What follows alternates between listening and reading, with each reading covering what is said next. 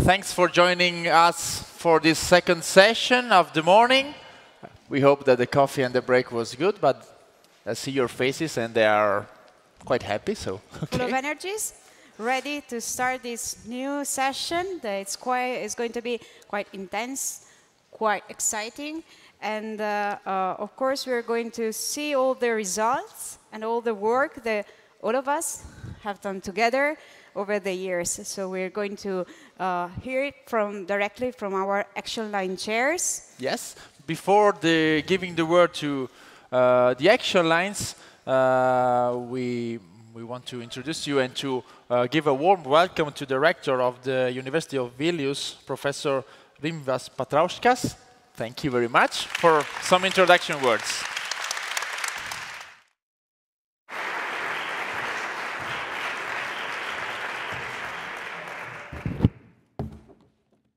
So, dear colleagues, dear guests, it's my pleasure to greet you at the second Arqus Annual Conference at the University of Padua, which is celebrating an amazing anniversary of 800 years. It's great to be here at the institution, which was a major connecting point of European academics and students for centuries. For example, people were coming to study here from Lithuania, at least from 16th century. And we can see their names and coats of arms and the walls around. This session will be an overview of results we achieved in each action line.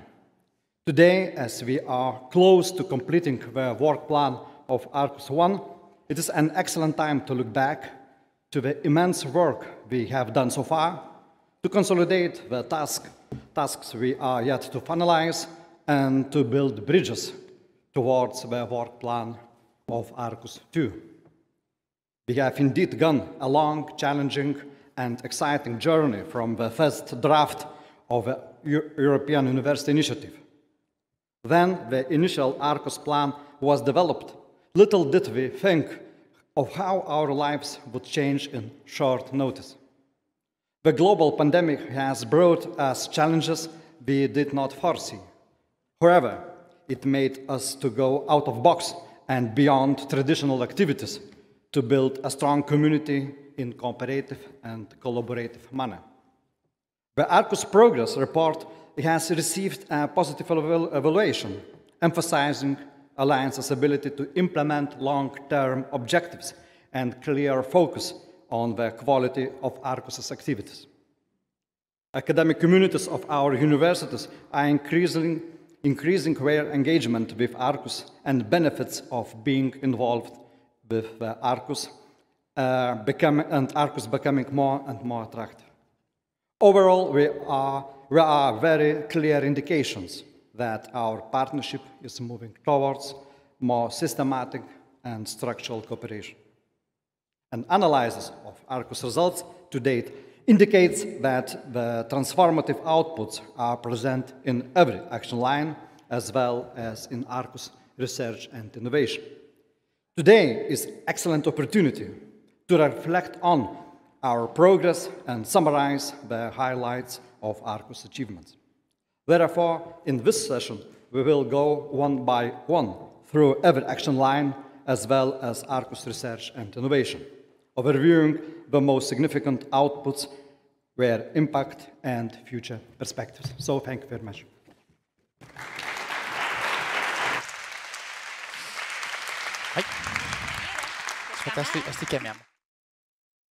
Thank you very much, Rector Petrauskas. And we're going to invite our chairs to come up for a presentation. Of course, we're going to follow the numerical order. And we remind our speakers that they're going to have 10 minutes. Yeah, sorry, it's a hard role, but somebody has to say that. Exactly. And we also remember you that there will be a question and answer time after the presentation. So feel free to take your notes and prepare your questions for when the presentations are over. The first one is action line 2. Widening access, inclusion, and diversity. And I think Benedetta is coming up from behind. So here's the word for her. What?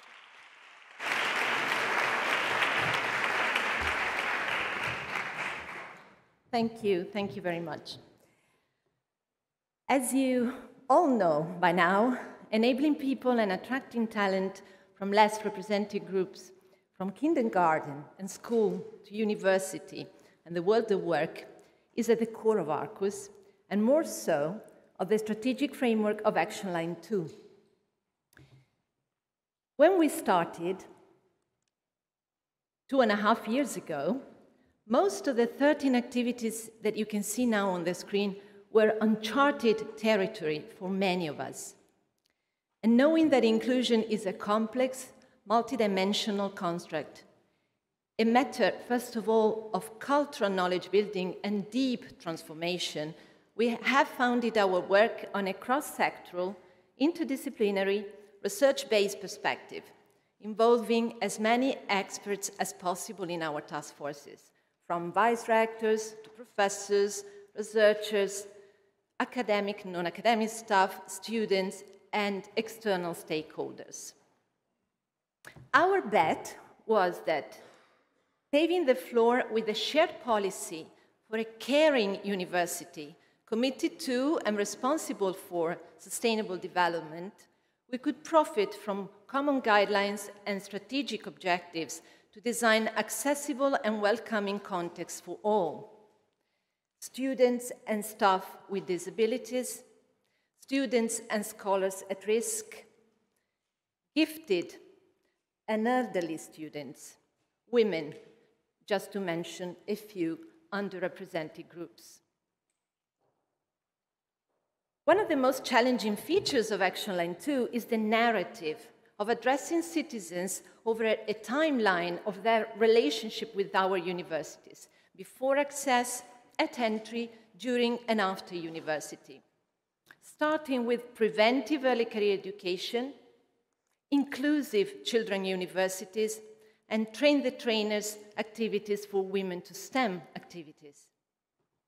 This approach, though very difficult, has proved to be successful, to have a deep insight in what happens, but I'd like to say should happen before and after university if we want to enable people with the proper tools for current and future challenges. But that's not enough. After exploring and mapping our different approaches and resources, bad and good practices, constantly trying to reach out to society and engaging our stakeholders, we're more aware now than ever before that we need to deeply transform our context. And to do that, we need solid and widespread support networks for inclusion. And in Action Line 2, we've had an opportunity to map them, deeply analyze them, and also share them. And we'll put them in common in a guidebook, which will be soon published on the Arcus portal. We need strong but flexible recognition of prior learning procedures. And at that level, we need to work with ministries. We need to work at our legislations. We need research-based and high-quality staff development training for the diverse classroom, and constant and lifelong learning opportunities for all our staff, our students, our peer tutors. We need to engage them, and not only them, in community and public engagement for a quality university pathway and smooth transitions for all. All we've learned so far is the capital or cultural heritage that we're bringing with us into the new proposal, to go beyond enabling people by engaging the Arcus communities as actors of change towards a more diverse, a more inclusive, and an excellent Arcus University Alliance. But, sorry, I'm drinking. Let's come to the update. With our 17 webinars, 9 staff trainings, but more are upcoming, public debates, open discussions, monthly board meetings, and countless task force online meetings, we have gone through a challenging transformational process. A great deal of conceptual work has been done to negotiate meanings, to find a common vocabulary, to develop the models, the frameworks, plans, and trainings that are foreseen as our outputs and are work in progress right now. As regards the most transformational ones, Here are just 3 highlights. Rethinking College is a pilot program for students with intellectual disabilities who attend university for a maximum period of 2 years and can take up to 6 exams, supported by peer tutors to gain practical experience, adaptability, and employability soft skills from traineeships for future professional development. In March 16th, the final webinar took place with the participation of one of the students who took part in the pilot phase, and of Professor Brian Daig from Vermont University, who presented the US Think College program that we were inspired by. Seniors University BIBA Forum, Building Intergenerational Bridges in Arcus, is a series of workshops involving junior and senior students with an intercultural, intergenerational, and interdisciplinary approach. The initiative started as a virtual exchange experience during the lockdowns to overcome the barriers to physical mobility for senior students, in close connection as regards the contents proposed with Action Line 7 winter and spring schools, the first on climate change, the second one on diversity. It was praised by the ESEA in the feedback to the Arcus midterm report, and we are really grateful and proud of it. Hints and Tricks for Creating Accessible Digital Contents was an online workshop held by Professor Ombretta Gaggi in December from Padua University, but the first of a series of initiatives devoted to accessibility. The workshop was not originally part of the Action Line 2 work plan. However, since inclusion, as we have heard, is not possible without accessibility, a decision was made to create a new focus which will be further developed in Arcus in the future. In a wider picture of Action Line 2, I'm proud and happy to say that the final draft of the Common Charter on Sustainability, edited by Granada and Padua Universities experts in gender equality, inclusion, and sustainable development goals, and revised by experts in the other partner universities, will be submitted to the steering committee, the rectors, the vice-rectors council, to the student council for their comments and eventual changes, and for the final approval soon after this conference. Meanwhile, since we need more experts for future developments, we're holding the first inclusive higher education online training at the local level in each of the partner universities. The program, originally available in Italian for the staff at the University of Padua, was translated into English and made available to the whole Arcus Alliance. And I'm happy to say that we're not finished yet, and we have had already 64 participants. To conclude, inclusion is a process as much as it is an objective, as we all very well know. Thus, outputs do not give the whole picture. They probably do not show all the challenges, as much as they cannot fully explain the engagement, networking, cultural change, research needed, and the impact that all these aspects have had on our context so far, and I'm sure will have in the future. For example, a clear example of that is recognition of prior learning, a local effect brought about by the Alliance activities. Recognition procedures, at the University of Padua are being reviewed and updated. Inclusive peer tutoring is another example of this impact. This activity engaged numerous students and was the entry point in Arcus for them. Students' engagement is actually one of the priorities of the future Arcus with a dedicated work package. As we all very well know, impact is strictly connected to sustainability. Working on 13 challenging, innovative activities in one action line showed us that a closer cooperation with all other Arcus activities is needed. So we'll keep on working for inclusion and diversity in Arcus, not only through advocacy and awareness-raising activities, but especially through a multi-level strategy and building up common structures. So finally, the board is really grateful to the very many people, more than 200, who have been and are still working in and for Action Line 2. Thanks to you, we are close to the finish line, but also we are close to the new starting line. Thank you very much.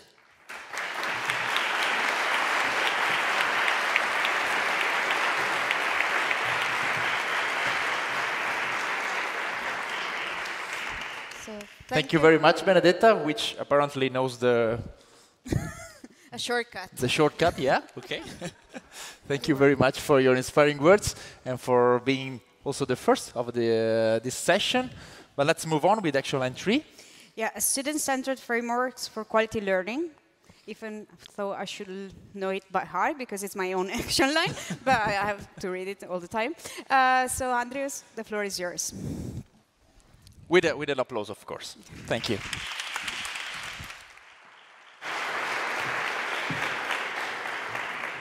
Thank you, everyone. Since we do not have a lot of time, let's dive into the action line on what we are doing here. This is the overview, not that complicated as Benedetta's, I would say, but still difficult enough. We have 3 main pillars. We are working on enabling staff and students via innovative teaching by organizing webinars or seminars for teachers to share their experience and expertise, to learn something new, and to be able to be innovative in their delivery of teaching.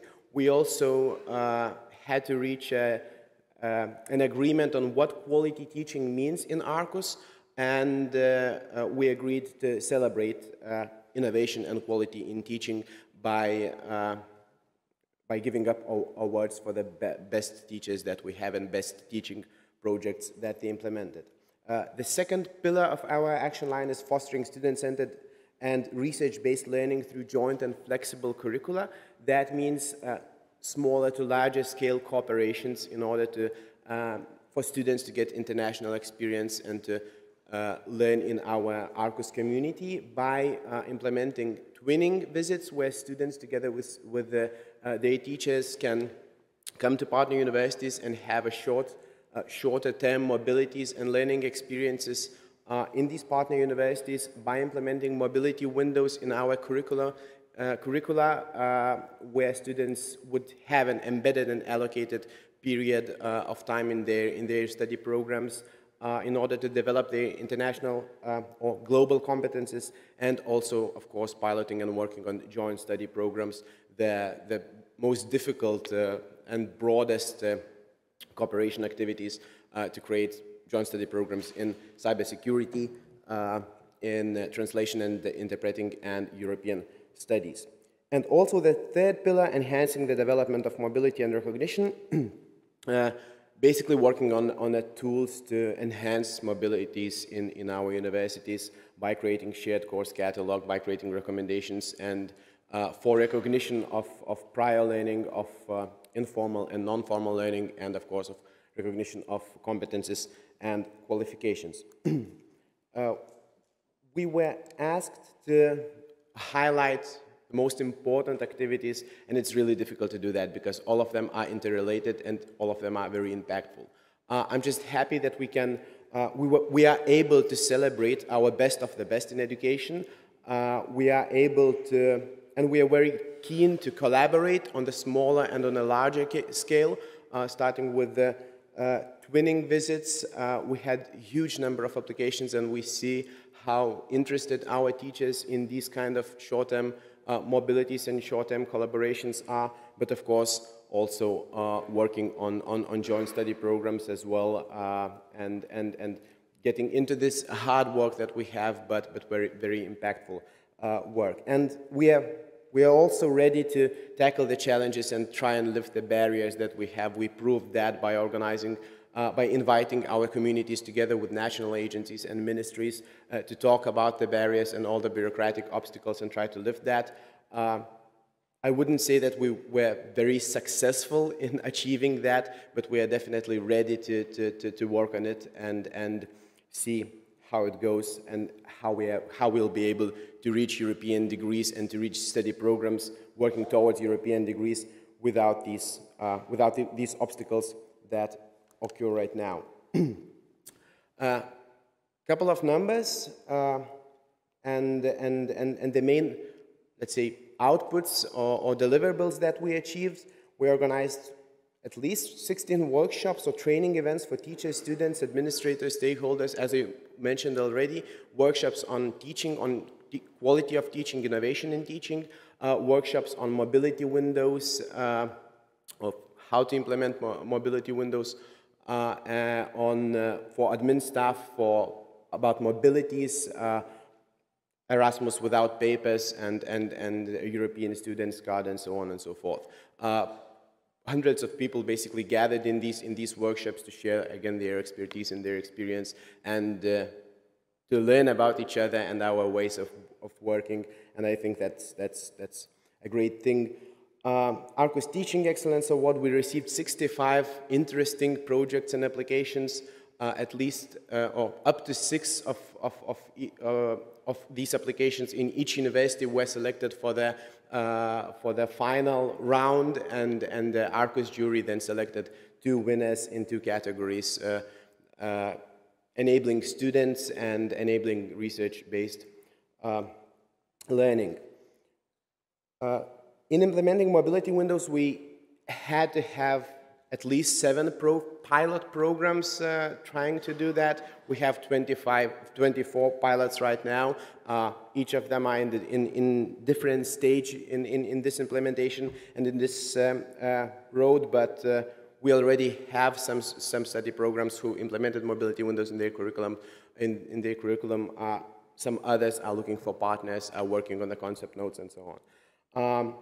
Twinning visits, as I said, a very successful activity. We had 75 applications, even though we planned to have 14 twinning visits organized. We decided to select 50 during these 2 rounds of applications. So resources were pulled out of internal university budgets. After seeing how successful it is, we managed to pool resources and select 50 activities. Of course, because of COVID, traveling is not that easy, and we have at least 8 implemented already, and others are still to be done. We're working on 3 joint study programs, as I mentioned. Yesterday, we signed 2 agreements already. Hopefully, we'll be able to sign agreement on joint study program in cybersecurity in a couple of months.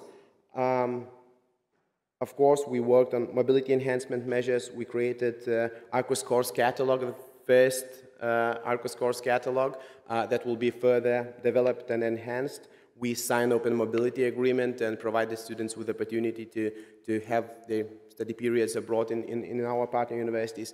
And of course, we worked on a bunch of guidelines. We created Arcus Teaching and Learning Quality Commons, step-by-step recommendations for designing and implementing mobility windows, guidelines for these mobility windows, and so on and so forth. So templates for joint program agreements and lots of other tools in order to be able to cooperate and collaborate more easily. Talking about the impact and sustainability, we were lucky yesterday to have Professor Harvey Charles in our board meeting, and who gave his insight and reflection on the work we are doing here. And for me, at least for me, I think for our board as well, it was a way of stepping back a little bit and seeing what we are really doing here and seeing the broad view, because when you have these problems and challenges, when you have to deal with these problems and challenges every day, you sometimes lose the broader picture, and Professor Harvey reflected on how well embedded in our universities these activities are, how institutionalized it is, and how well coordinated all these things are. So I think it was a good insight and reflection on how sustainable it may be, since it is very deeply embedded from the top to the bottom of the university. And of course, new small and large-scale partnerships in education were created. Usually, in academia, we are used to doing research in international and inter-university teams, while education happens inside one university without too much cooperations. And we are changing that while working in Arcus. We established administrational mechanisms to work together. The implementation of mobility windows, of course, will provide students with possibility to study in our partner universities for years to come. Joint policies and guidelines will help that as well. And of course, during this work, I think the really important thing is that during this work, people who were involved in this develop their competences, learn new ways of working, learn from each other, and that's one of the most important things. Talking about sustainability, most of all of the activities will be implemented in the second round. They are even more broader with more activities. I'm afraid of how challenging it is, but I'm also happy to see how well we were able to develop what we are doing here. And to conclude, basically I came to the most important part of the presentation. Even though I'm here, I have an honor to present these results here, I'm definitely not the one who achieved that. So I really want to use this opportunity to express yet again my gratitude, first of all, for the task force leaders who were allocating and investing their time and energy to help our teams and lead our teams towards shared goals. Of course, to thank our administrative staff who were usually working after their working hours much more often. They would want would want to make this huge potential that Arcus has a reality, and of course our academic staff who is very involved and very active in using these cooperation opportunities to make our education even more international, research-based and student-centered. So please, let's just give a round of applause for these 100 people, more than 100 people. Thank you.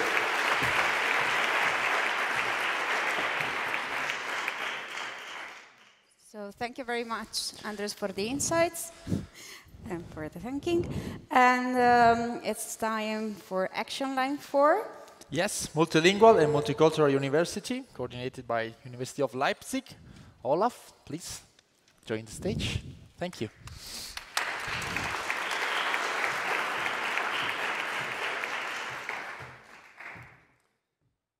Yes, hello everybody. I'm representing Action Line 4, the multilingual and multicultural university. What we do is essentially centered around one product, language competence, culture competence within the context of the university. Our activities essentially break down to 4 fields of activities. The first one is language policy, the question, which role do languages play at the university in teaching, in research, in administration. In this respect, we have 2 specific work packages. The first one was a symposium on language policy, which took place last year in Vilnius, where we discussed many issues regarding the role of languages at university and in the educational system. And we will soon be able to present the results in a peer-reviewed volume. Another product of our work in the field of language policy is the Arqus Charter on Language Policy. Here we are doing some research with all our partners. We prepared a questionnaire asking them on feedback, on input, on specific issues of language at the university level, and we will hopefully be able to publish this on the Arcus webpage by the end of September. The second field of activities, of course, relates to students. Here we try to increase their, or to enhance their language and culture competence, and we also certify these competences. It's very important not only to know a language, to be interculturally competent, but also to make this competence visible. We do the same for staff, both for teaching staff and for administrative staff. And for this purpose, we have conducted an extensive research asking for the needs of the staff, and building on that, we devised a program for continuous education and professional development. Another very important aspect is sharing language and cross-cultural preparatory courses. So the idea is that not every single partner teaches their own courses, but that it is really a joint venture. And we have made good progress, also fueled by the pandemics, where we were forced to use more digital technique than before. And I will show you some numbers. I think they are quite impressive.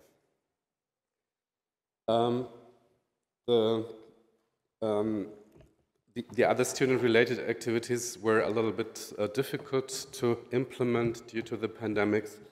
The exchange of language and culture volunteers, we were not able to do this. We had to eliminate this from the working plan. And then the exchange of language assistants for partner universities, we were able to do this on a very small scale, but we substituted this work package a little bit by other activities. We have a series of lectures, 7 months, 7 universities, where we invite colleagues from the partners to present on culture and language topics, and open or to create awareness on these issues. The last field of action relates to infrastructure, and here we have been developing an online terminological database for terms in higher education. The aim here is to create a common language when we talk within Arcus about all issues related to higher education. I'm coming to my next slide and presenting some highlights. We have had more than 50 events, workshops, lectures, and so on. We have had more than 1,000 students and staff involved, so I think this is really good numbers. We had the symposium in Vilnius. We have the lecture series I have just mentioned. And then one thing we are particularly proud of is the Arcus Cafe.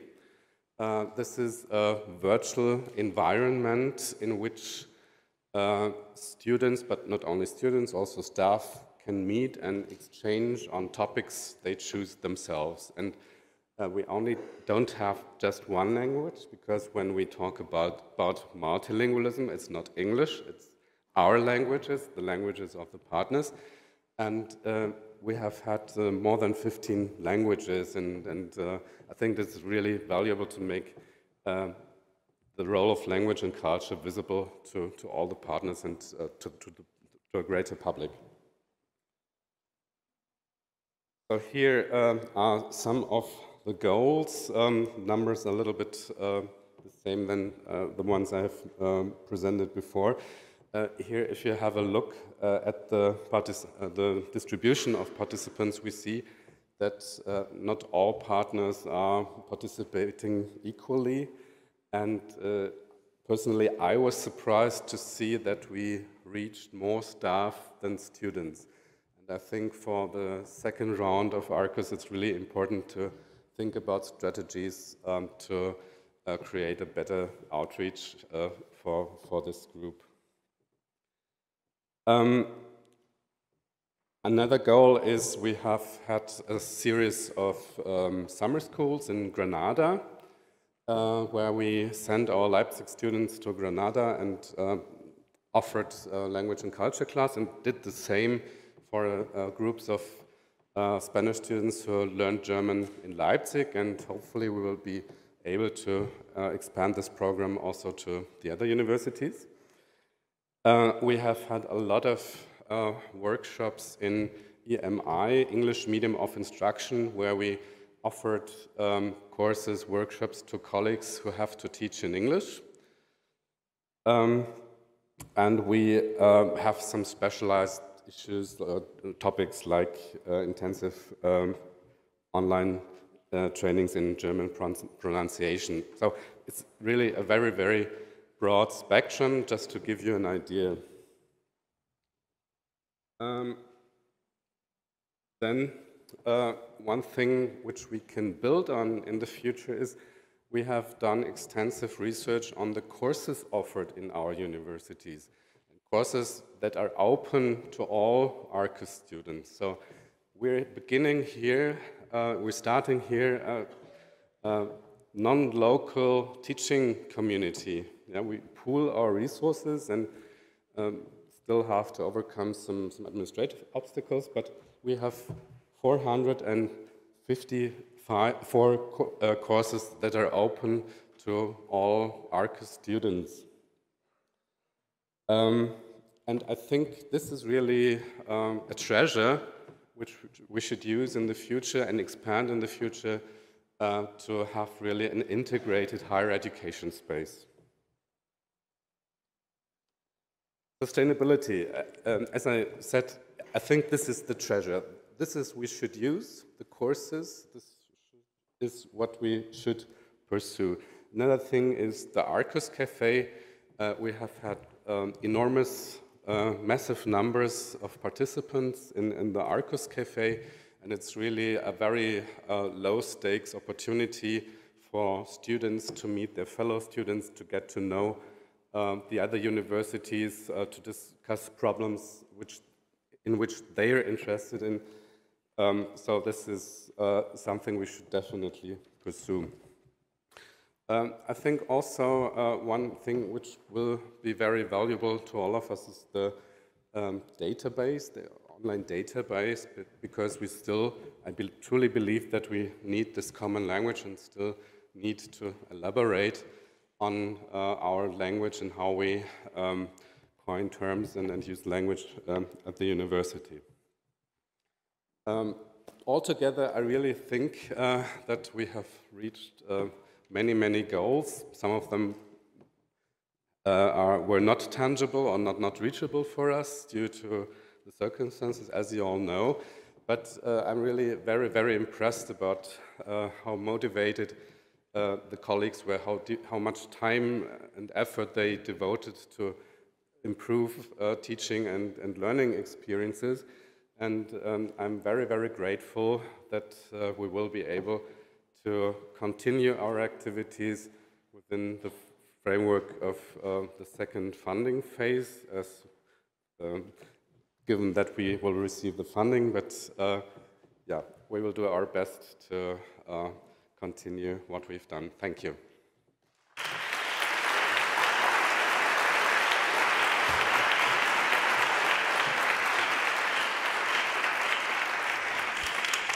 Thank you, Olaf, and thank you also to the other speakers to underline the passion and all the work that is in all the Arcus area, which is, as we are hearing, but we already knew that a little bit.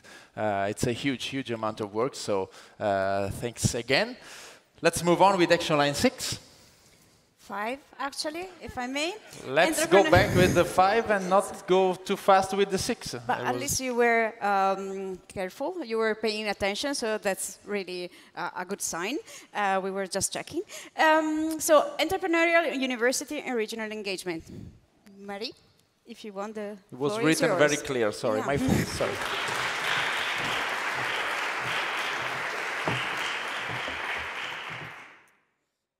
Hi, so I have to pitch in 10 minutes. It's an entrepreneurial job, but I'll do my best.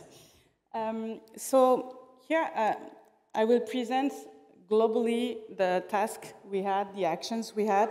And as you see, it's colorful, thanks to Smita. So if it's green, it means that we've completed what was planned. And you see some virus, it means that on some actions we were a bit hindered by the COVID situation. So globally, the purpose of this action line was to engage actions on becoming an entrepreneurial university and fostering our university's regional engagement. It has been broken down into 6 actions. The first one, the roadmap for entrepreneurial university, it's about strategic thinking. What does it mean to be an entrepreneurial university? It's not that obvious.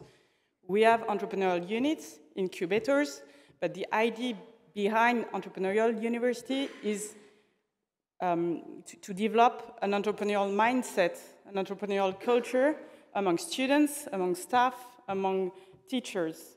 And that's a bit controversial. So we have to take the time to think about that, to agree upon what it means for us, and then to develop a roadmap and implement it. Obviously, we had also to develop the community, so to just connect the people working in entrepreneurship inside our universities. So the researchers, the teachers, the mentors, the incubators, the TTOs, so that's technology transfer offices. So that was the purpose of the 5.2. Then on about students and bringing content to students, we wanted to develop a common course itinerary. That's the 5.3 action on 3 levels, from raising awareness to developing incubating services or promoting it. We had also specific actions towards what we call academic entrepreneurship, so PhD graduates, researchers, and this action was transformed a bit because the way it was written in the first application was not of interest. We investigated, and the idea was to make alumni come back to our university to exploit our technologies, our science, and actually it was really difficult.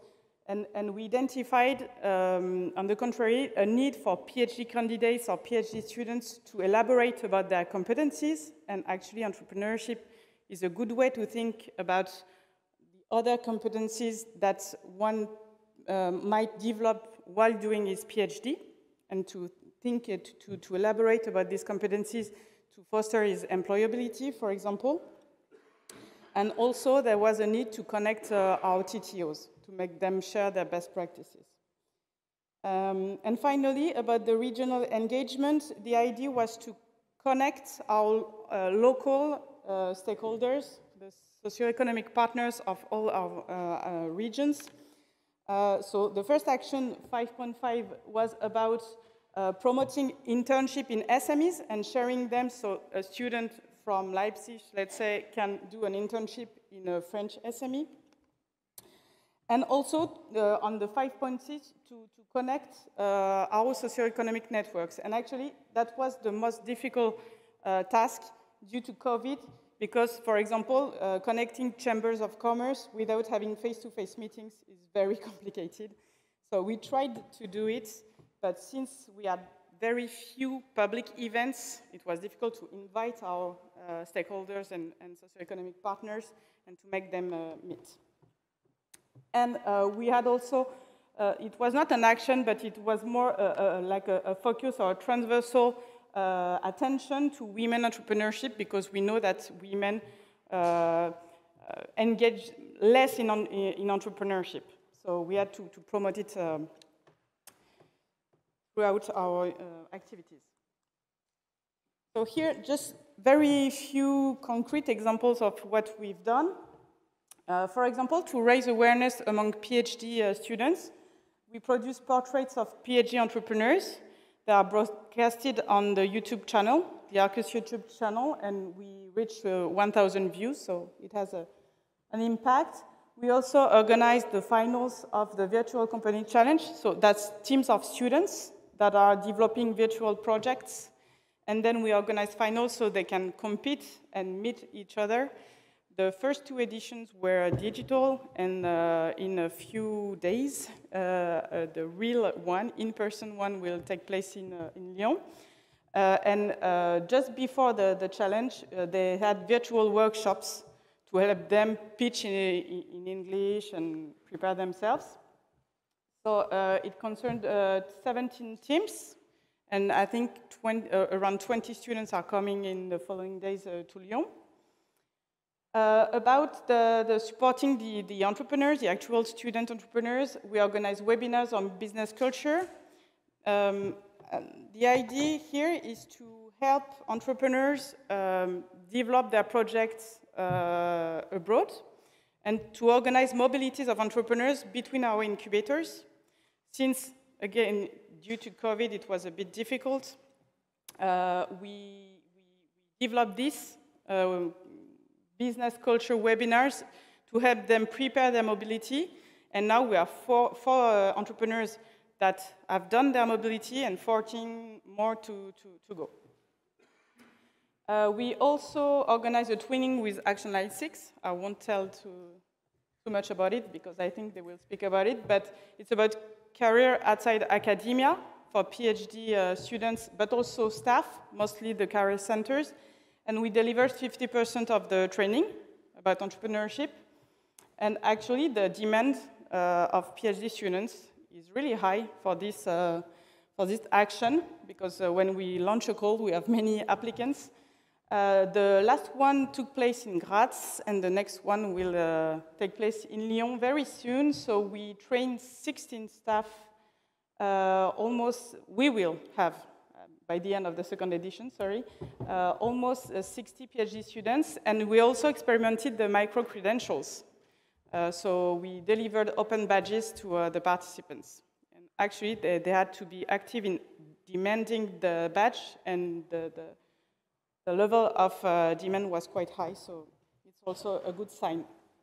And finally, the HE Innovate, it's the method we use to organize this strategic thinking about entrepreneurship. It's a tool or method developed and supported by the European Commission. And the idea is to have self-assessments. So you have to fill a questionnaire about the entrepreneurial mindset, capabilities, opportunities, and so on several dimensions. And we managed to do the first self-assessment with 210 participants. And we also organized the first workshop in Europe that was developed for alliances. So they were really interested in it. They send us experts to help us, and actually we are actually developing a guideline so we can help other alliances to implement the same methodology if they want. So that's the complete list of outputs and results that we've achieved so far. I won't go through it. I just gave you some examples. About sustainability and impact of outputs, if we need to keep several results, I think the first one and the most important one would be that I think we managed to build a sustainable entrepreneurship community.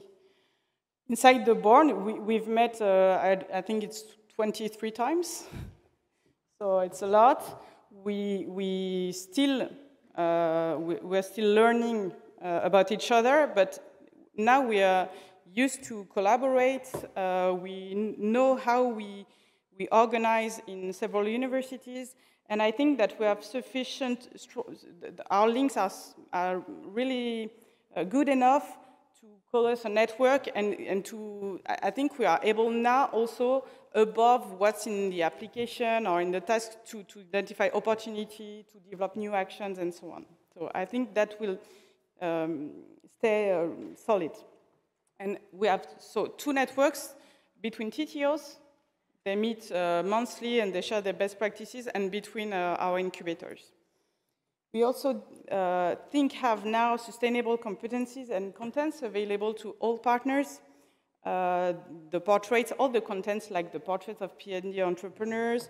We developed also competencies framework that can be used by professors if they want to elaborate their syllabus and validate some competencies in entrepreneurship, training content, toolboxes, micro-credentials, and so on.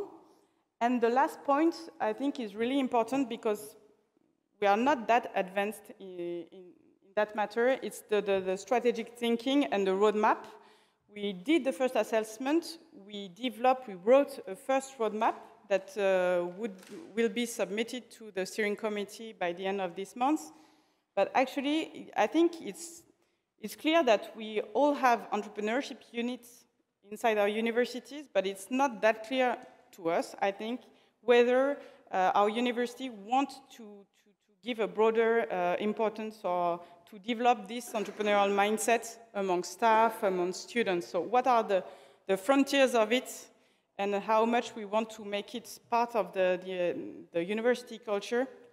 I think it means to be further discussed with the upper management, the rectors, and so on. So also, people in entrepreneurship inside universities have a clear view on where we should put our energy in the future. Thank you very much.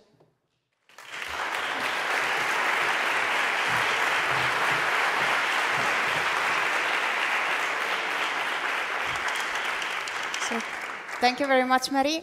It's now time for Action Line 6. Yeah. Thanks for underlining that, which is actually absolutely true. So, Action Line 6 time, research support and early stage researcher, development speaker, development, point. Speakers, Philip and Gerald, sorry. Please join us. And Philip as well. Yeah. You can take the microphones over there. Thank you.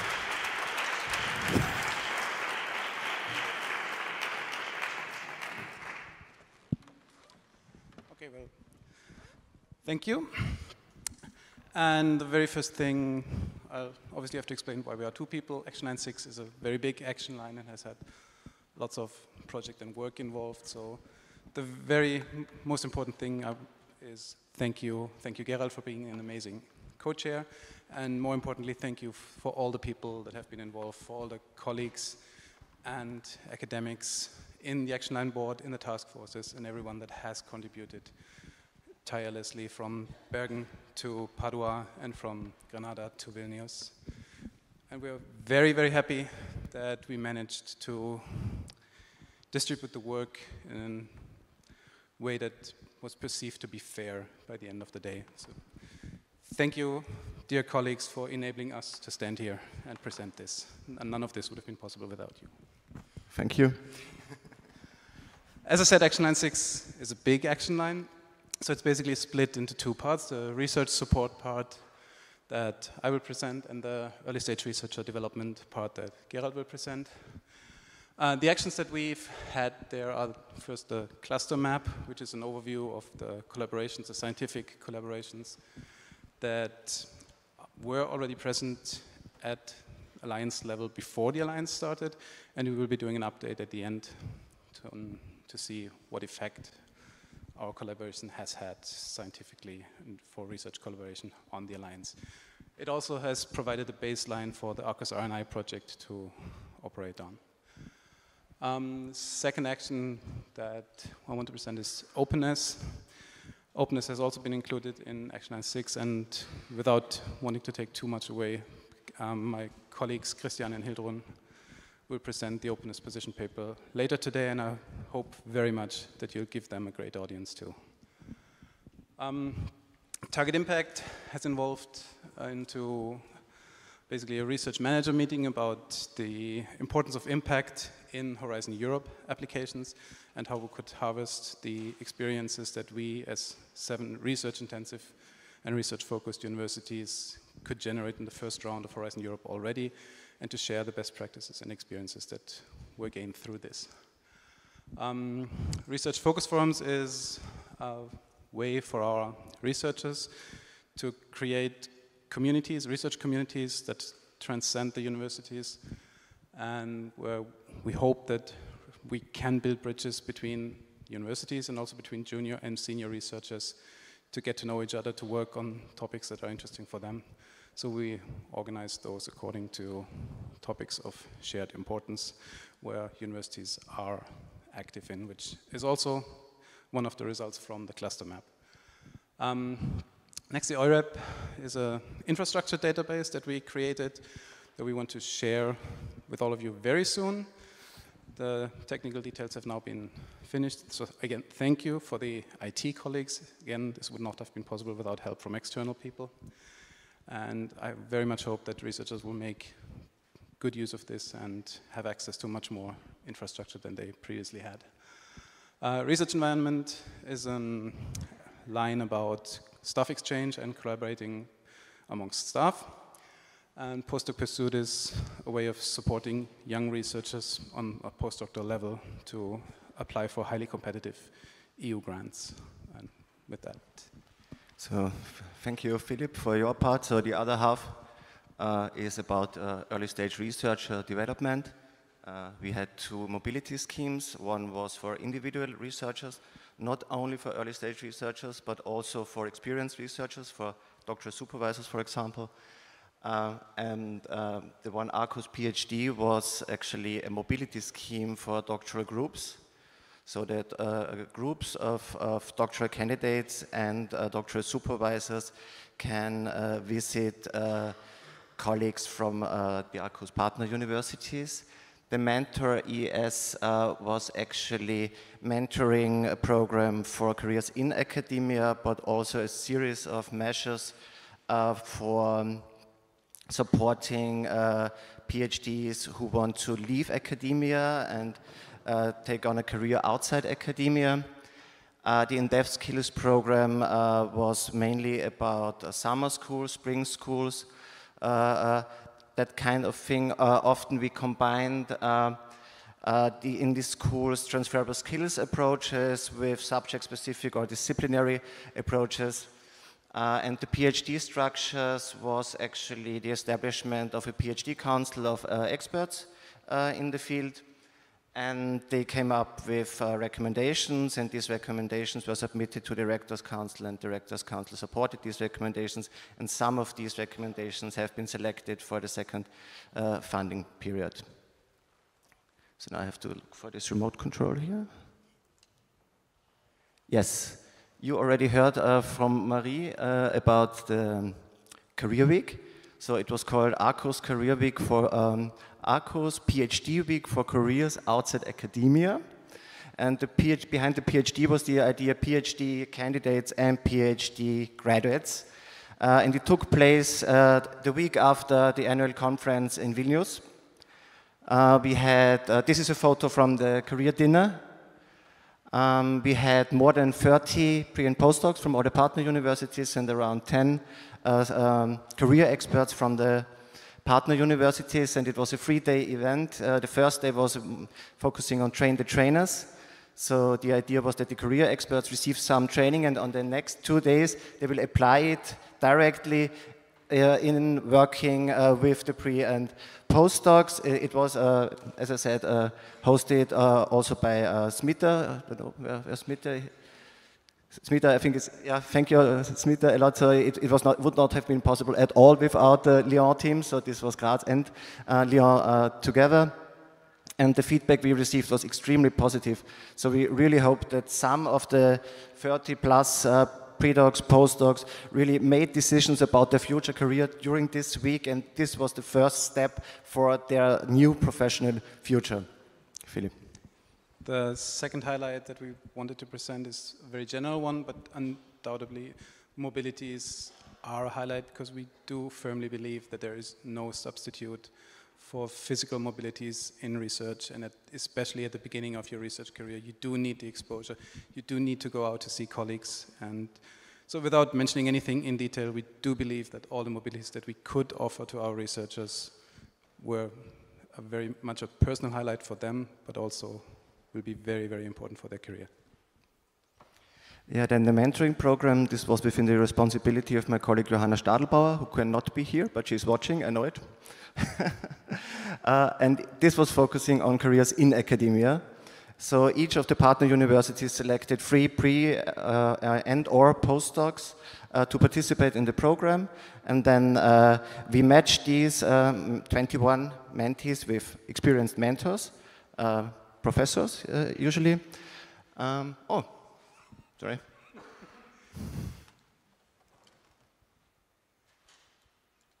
Actually, it only works one way, it seems. So the red one is back, but that doesn't work. But I can talk about it. And the idea was to give them a series of workshop sessions. But the core of the program was the talks with the mentors. So the mentees and the mentors talk about their career in academia. And out of that came quite some interesting activities, and we will talk about that when we talk about the slide on sustainability. So for the results and outputs that we have achieved so far, the first one will obviously be the openness position paper that, again, will be presented in the afternoon, so do not miss that. And the PhD Council recommendations I already mentioned were about the future of doctoral education within the Alliance. Next one is my personal favorite, the infrastructure database that I really hope will enable for researchers to collaborate more intensively within Arcus, and that will lead to more shared publications in the Alliance.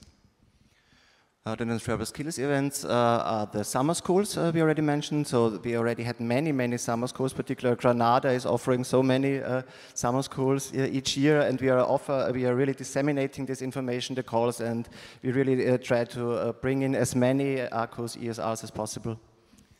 Next, what we achieved is the mobilities again. We've already had more than 300 mobilities by midterm. Unfortunately, some of them, or most of them by that time, had to be virtual.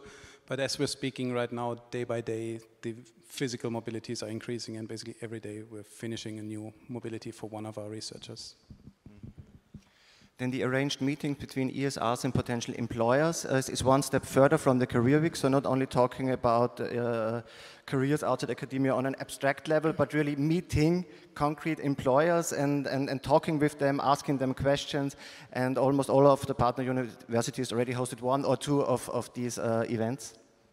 Then we've had 2 excellent events at the Arcus Academy Week, namely the research environment event, and that was focused on the career path of research manager that received a lot of interest, and also the openness event that was again organized by our colleagues in the audience. As I said, 2 excellent events at the Academy Week. Yes, and you already mentioned Johanna will also publish with the trainer who was responsible for the whole mentoring program a paper on it, reflecting about how it worked and what went well and so on, and they will also present their findings at the conference.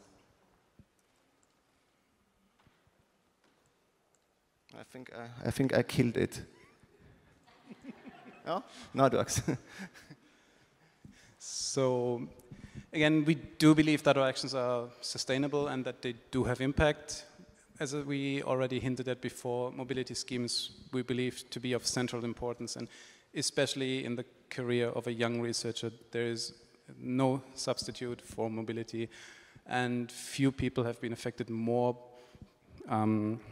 professionally by the corona crisis than young researchers who were stripped of the chance to create their international network, which is so extremely important for their career.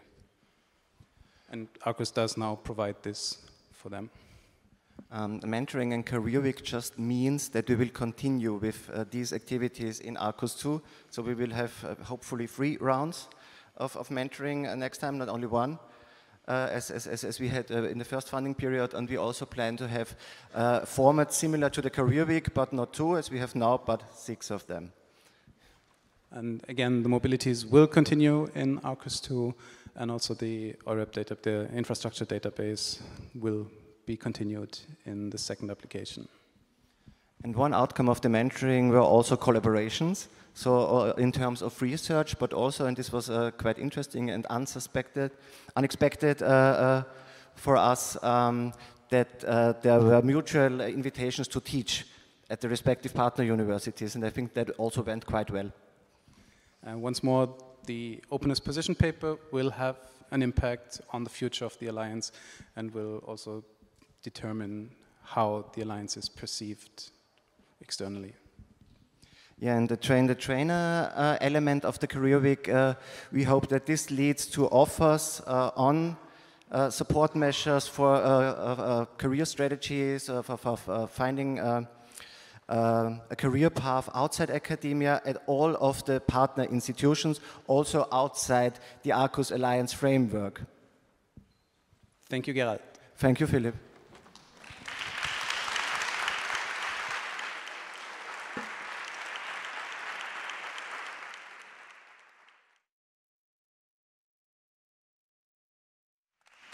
Thank you, Philip and Gerald.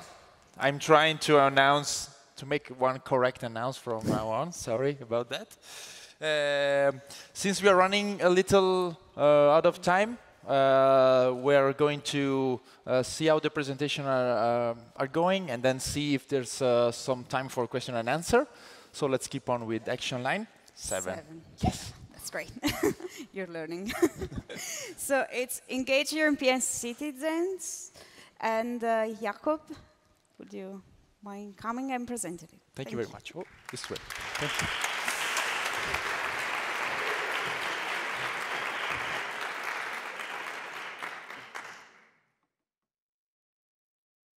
No, so it's just super inspiring to be here today to see everything that's been happening in the Alliance the last couple of years and all the things that we've really accomplished. So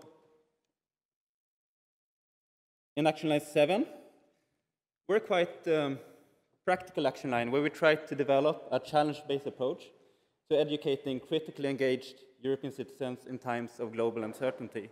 And I think when we look at the events of the last month, the relevance of this approach and the importance of this approach has become painfully apparent. So what we try to do in Action Line 7 is to really focus on some really practical, concrete activities where we actively involve students and researchers in different types of academic events. So I think what we really like in our work in Action Line 7 is the way that students and academics are really part in creating every part of our activities. And we look at the core activities here. We have several activities here focusing more on kind of physical mobility, a winter school, a student-led forum, and then we have certain activities focusing more on virtual mobility, such as the Arcus Collaborative Challenge-Based Learning Program, and then we also develop MOOCs and trainer workshops on these topics. And I think if we just take a step back here, I think it's really apparent that our greatest asset in this work has really been our real network of engaged academics and engaged students in the areas of diversity and climate change. And I think we've also seen through our activities how our students really want to use the Arcus Alliance as a venue for international collaboration. So I think one core highlight of our activities so far is the Arcus Collaboratory program, which really kind of weaves together quite a few of the core deliverables of our action line.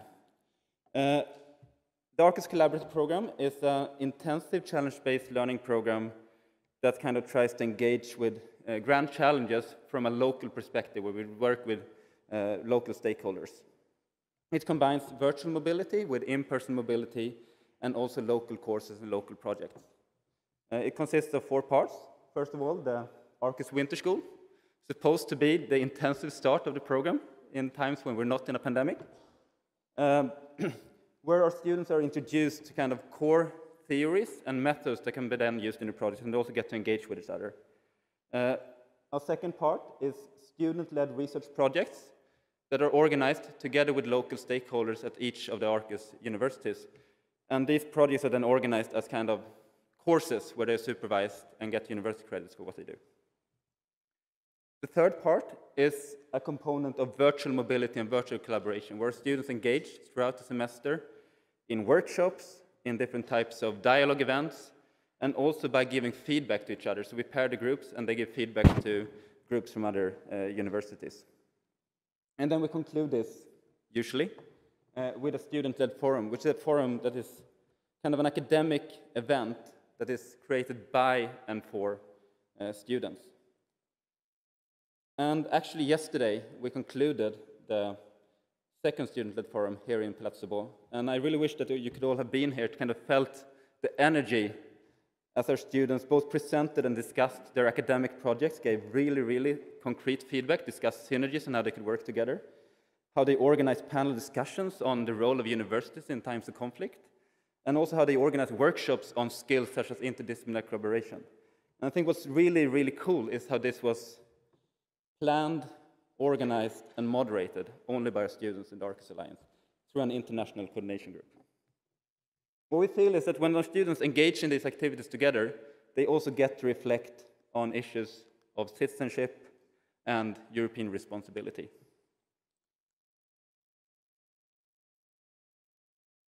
So I think when we work in a European context, it's quite easy to get stuck in quite a few buzzwords. We need to relate to all this high-level language in different ways. And I think one of the things that we've learned as academics when working with this program is that it really takes work to translate these high-level concepts and make them relevant to our local practice. And I think that's one of the core achievements, I would say, of this action line has been to kind of ground these different ideas of challenge-based learning.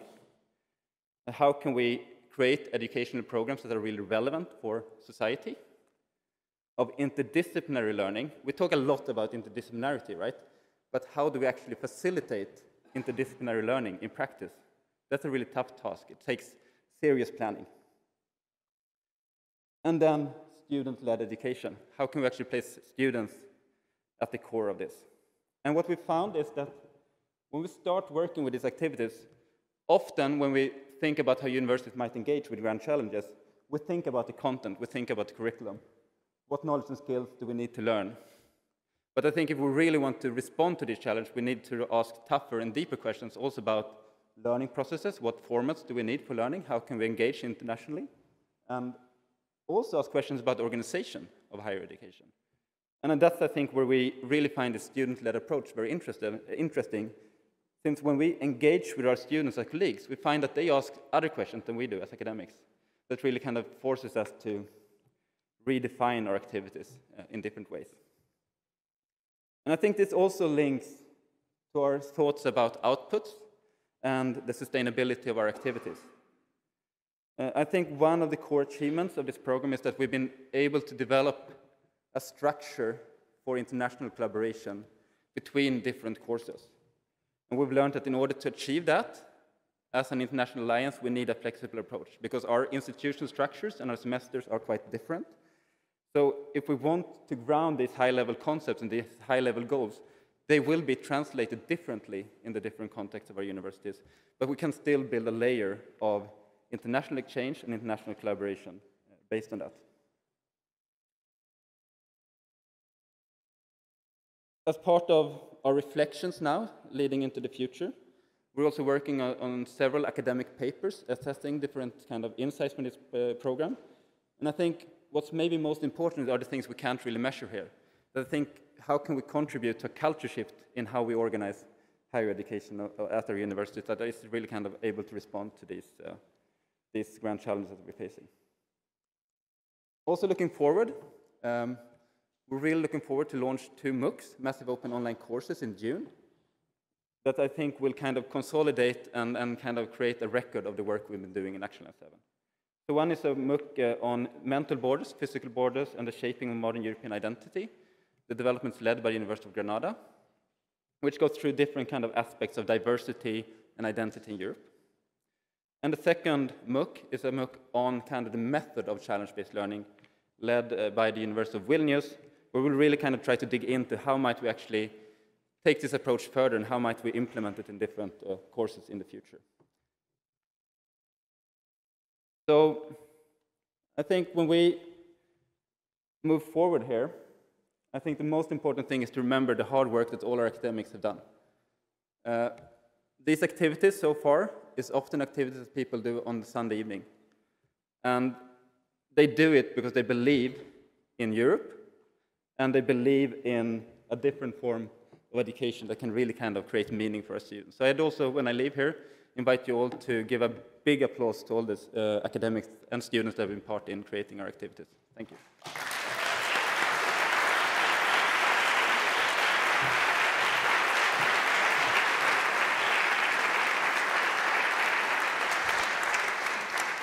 So, thank you very much, Jakob. We've covered all the initial action lines. We have done with numbers. Yeah. So now it's going to be easier. Okay, probably, or probably not. It's a live show, guys, so things can happen. And our final presentation, it's a Arcus Research and Innovation. And I think Luisa is here. Okay, thank you very much. And applause for her too.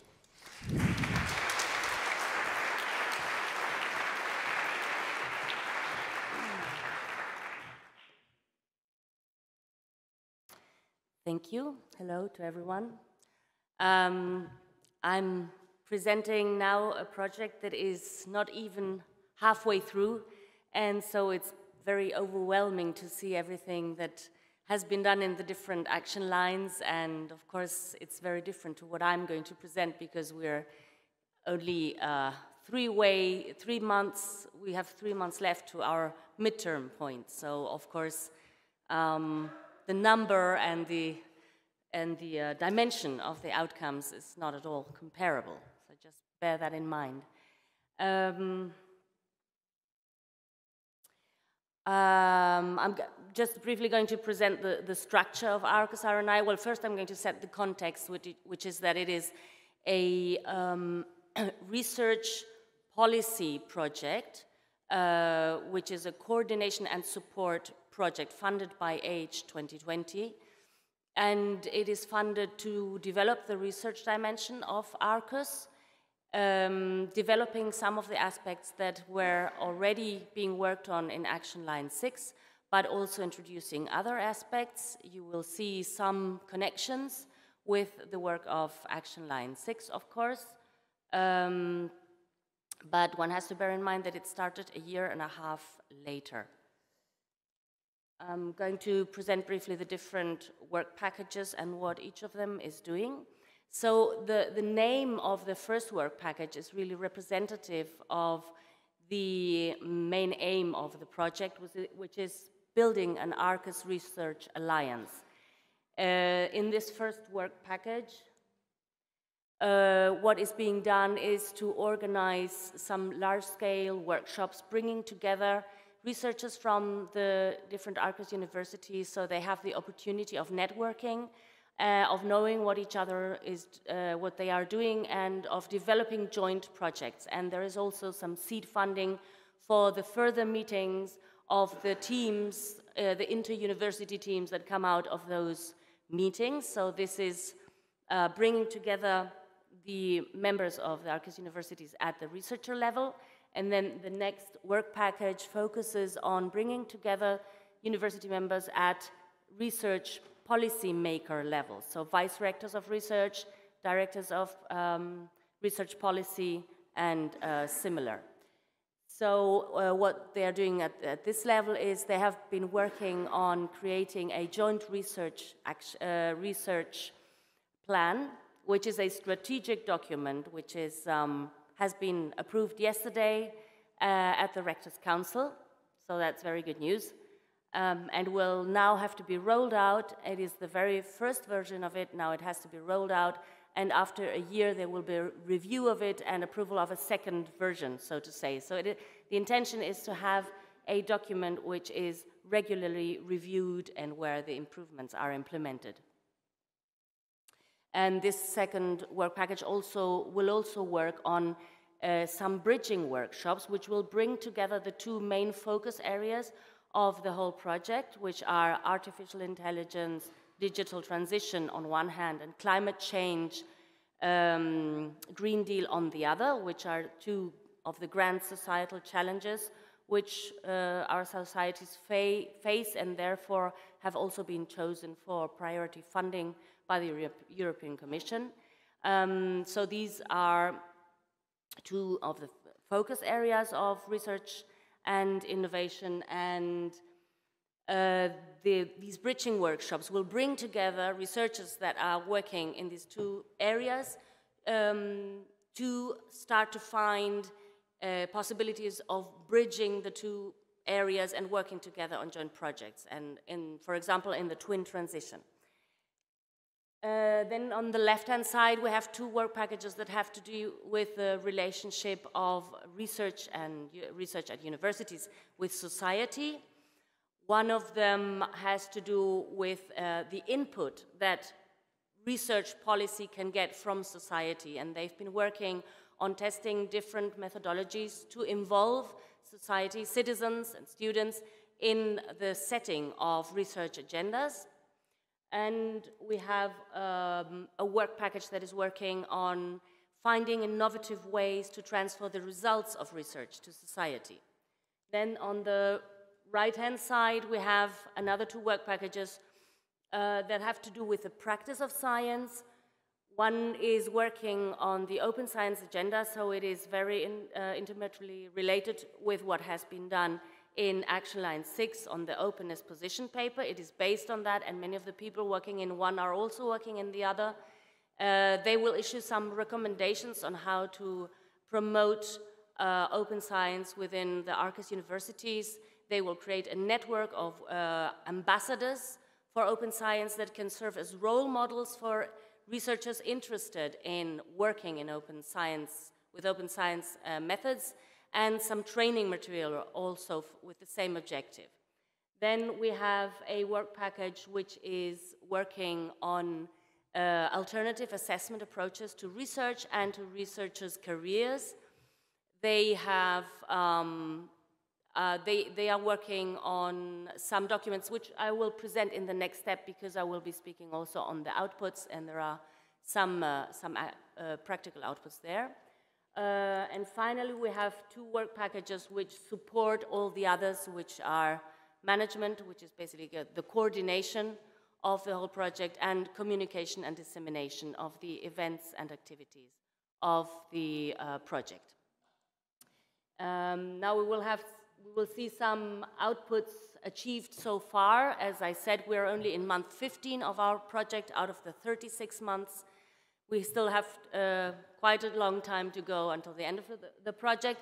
And the first output I would like to point out is the one I already mentioned, which is the Joint Research Action Plan approved yesterday by the Rector's Council. I would like to point out also in the area of the research assessment reform, the best practices document, which has already been published. It is publicly accessible on the Arcus website. And based on this, there has a discussion paper is being worked on currently, which is based on the reactions of the university hierarchies in the area of research to what has been said in the best practice document. There are a series of questions that have been posed to them, and the replies are gathered in the discussion paper. And the result of all of this will be some recommendations on how to further promote open science in Arcus.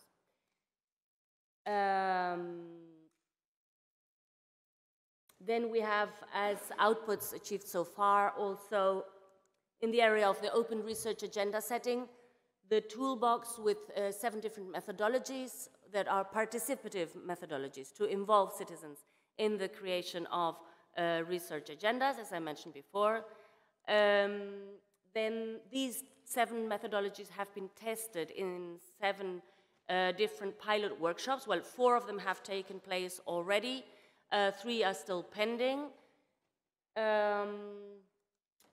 And they will also give rise to a set of recommendations. Then we have the networking workshops for researchers on climate change and artificial intelligence.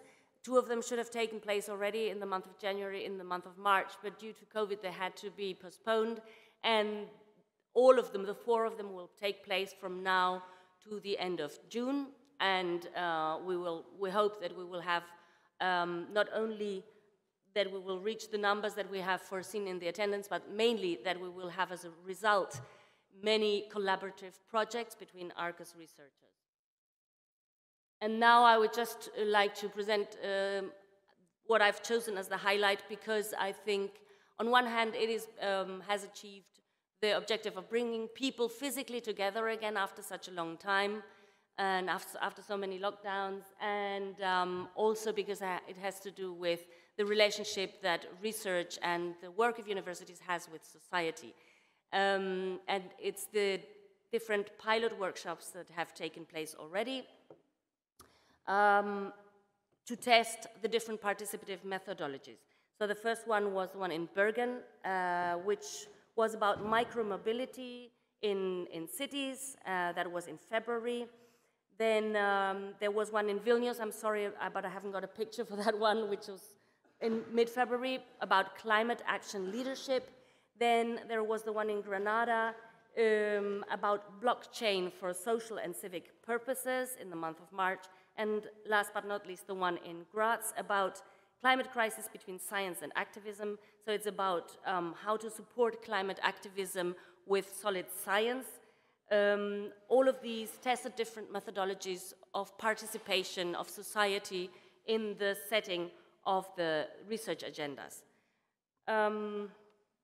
And finally, we were also asked to talk a bit about the sustainability and impact, although I would like to say sustainability of the impact of Arcus RI outcomes, because it is really about what is the expected desired impact of each outcome, what does sustainability mean in each case, and finding out who can be involved in making those outcomes sustainable, so that we can draw up an impact and sustainability plan. This is what we're going to discuss tomorrow morning in a meeting devoted to Arcus RI outcomes, impact and sustainability.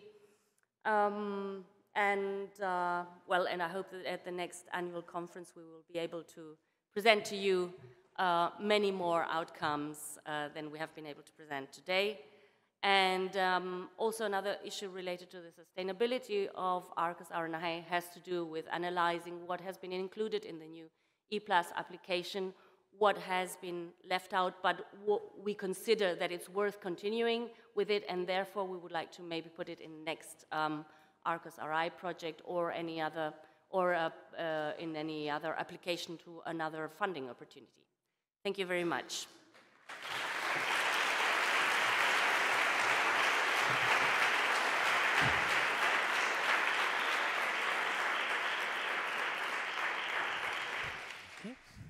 So thank you very much, Luisa.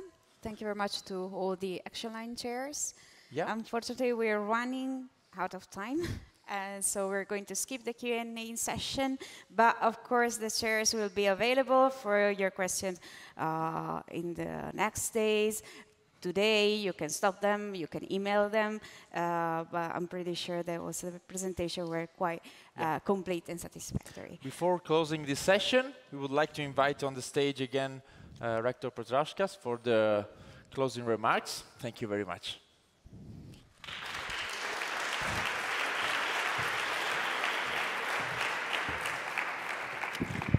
So, dear colleagues, you can understand it's difficult to summarize all these activities, so I will provide just a few remarks. At the beginnings of our alliance, we committed ourselves to work as the laboratory of institutional learning in the innovative and open way. Today's presentations of the action lines and Arcus research and innovation updates show that despite all the challenges, we continue to apply this approach consistently. In the complex pandemic circumstances, the Arcus community proved to be flexible, capable to adapt to the changing environment, and strongly committed to continue the implementation of the guiding principles of European University Initiative. We are already educating European citizens, promoting teaching excellence, supporting young researchers, and embedding inclusion, diversity, and multilingualism.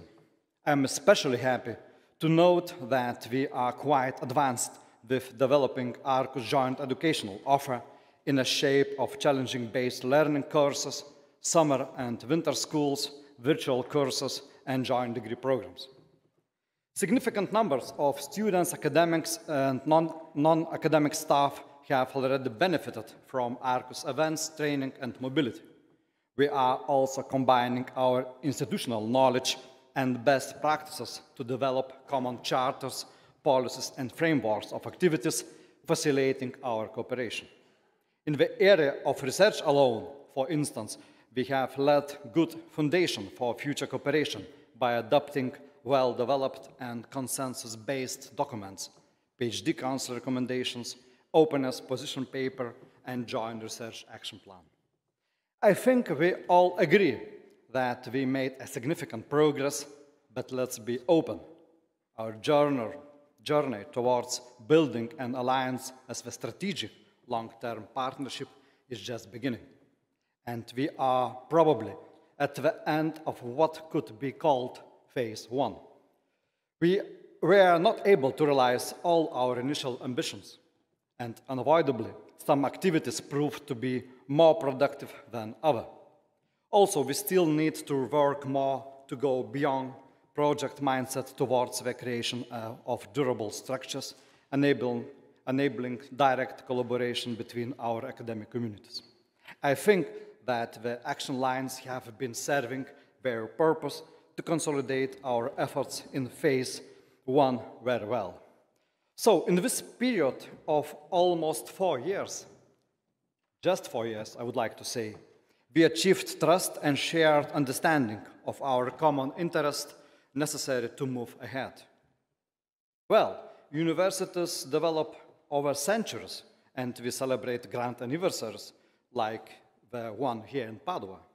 So let's be realistic about our pace. We go step by step in this and this seems to be too slow, but let's maintain the common sense of direction. As the final report of the Arcus Erasmus Plus looms large in the near future, we can say that we have reached most of our initial objectives. I would like to wish the whole Arcus community to continue our challenging yet meaningful work for the years to come. So, and with this optimistic view, I would like to say we can close this session probably, and many thanks for speakers once again, and thank you for your attention.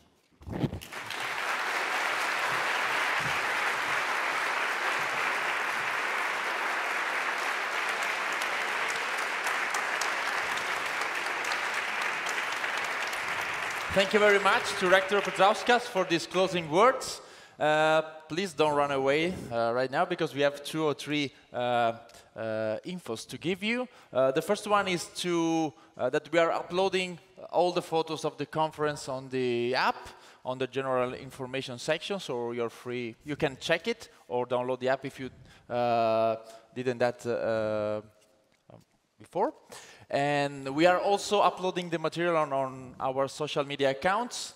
And I want to thank you all the communication team and the ambassador of the University of Padua for providing lots of material, also the photographers and all the media parts. And we thank the people that followed us by streaming. Yep. And I'm really apologizing because for the people in presence, it's now time to go to have lunch and to rest a little bit. We need it, and I'm sure you need it too. So some basic instructions before you all get up and leave and run to the food. Walk. We're gonna. Maybe we walk to the food. Yeah, we walk. Okay. Really, yeah, in a very composed way. I can. Okay, we can run. Okay, we can run if you want. We can run if you want, but you can run following our volunteers. That we thank you so much for their help. We will thank you even later, but you're really helpful. Yeah, we can do an applause. Yeah, of course. Yeah. That's a good idea. Yeah.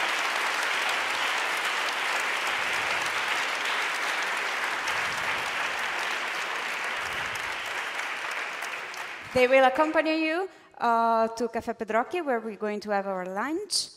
And of course, if you have any allergies or intolerance, you will find a corner for these special needs, and you can ask our staff for anything. We apologize if there have been some inconvenience previously, but everything is going to be okay. Please do not have problems or do not hesitate to ask us. And before going, that's the moment please, you won't really miss. Just one thing. Oh yeah, sorry. Maybe, may I? Yeah, we will be back, and I hope you will be back. Okay, of course. We will be back at 2:30. So we will wait for you. We hope to see you.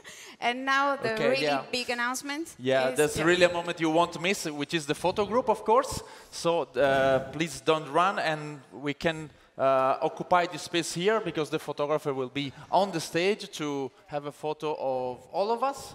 And we are, moving the chairs. So please come here, not so.